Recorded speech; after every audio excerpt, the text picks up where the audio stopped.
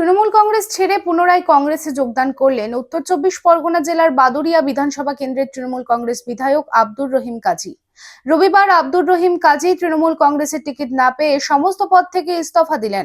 আশা করা যাচ্ছে কংগ্রেস তাকে বিধানসভা নির্বাচনে প্রার্থী করতে পারেন। শুধু আব্দুর রহিম কাজীই নয়, ব্যারাকপুর অঞ্চলের নওয়াপাড়ার তৃণমূল কংগ্রেস বিধায়ক মঞ্জু বসু এবং প্রাক্তন বিধায়ক সুনীল সিং ও তৃণমূল কংগ্রেস ছাড়ার ঘোষণা করেন।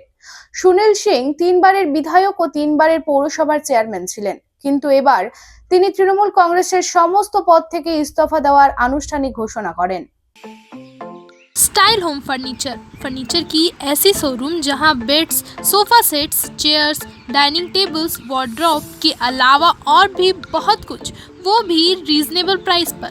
बेस्ट क्वालिटी के साथ ही साथ आपको यहां मिलेगा लेटेस्ट डिज़ाइन के फर्नीचर्स जो है टिकाऊदार और आकर्षक।